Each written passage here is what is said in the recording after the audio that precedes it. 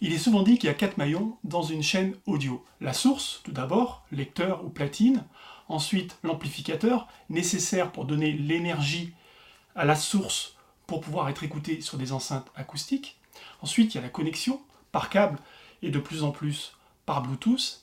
Et enfin, les enceintes, qui sont parfois jugées comme étant le maillon faible, car c'est la partie de la chaîne qui a potentiellement la plus grande influence sur le rendu final en fonction du choix que vous allez faire. Mais en réalité, il n'y a pas 4 maillons dans une chaîne audio. Il y en a 7. Le 5e maillon, eh bien, c'est votre salon, votre lieu d'écoute. Parce que vos enceintes, vous n'allez pas les écouter dans une chambre anéchoïde, il vaut mieux pas d'ailleurs, vous allez les écouter dans une pièce avec des réflexions qui vont changer la coloration du son que vous écoutez. Et donc là, quelques petits trucs, il faut favoriser au maximum la diffraction et la diffusion du signal pour avoir le son le plus homogène possible, donc avec des meubles, avec de la décoration. Quand vous rentrez dans une pièce vide, dans un appartement, vous remarquez qu'il y a de l'écho, et dès que vous meublez, vous vous apercevez que cet écho disparaît, c'est un petit peu ce qu'il faut faire pour les enceintes.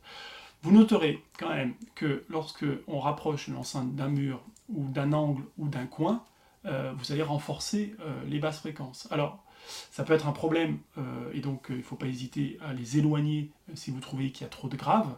Par contre, ça peut être aussi un atout si vos enceintes n'en donnent pas assez pour les renforcer en utilisant cette astuce acoustique de les placer dans les coins. Donc le lieu, c'est vraiment essentiel dans le rendu global de la chaîne audio.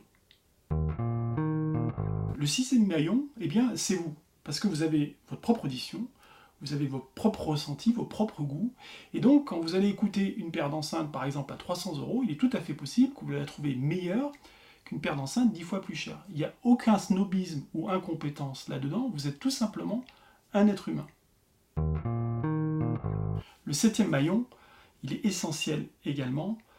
En fait, l'impression subjective que vous allez avoir en écoutant des enceintes va dépendre de la musique que vous écoutez. Donc si dans un magasin, on vous fait écouter du jazz alors que d'habitude vous écoutez de l'électro, l'impression que vous allez avoir sera différente. Et vous pouvez avoir un rendu favorable sur des enceintes avec du jazz, mais en fait, si on vous avait mis la musique que vous écoutiez d'habitude, le rendu, l'impression que vous aurez serait complètement différent. Donc, il est essentiel dans le choix de vos enceintes d'écouter avec la musique que vous-même vous écoutez. Et donc, on va arriver maintenant à la méthode absolument nécessaire pour choisir ces enceintes acoustiques.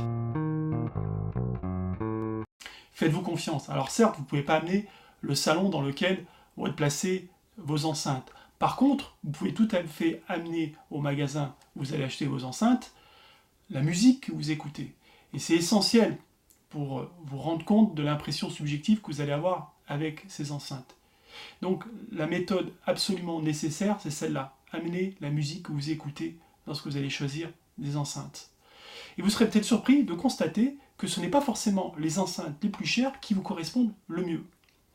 Vous avez des goûts propres, une audition qui vous est propre, il y a beaucoup de subjectivité là-dedans. Voilà.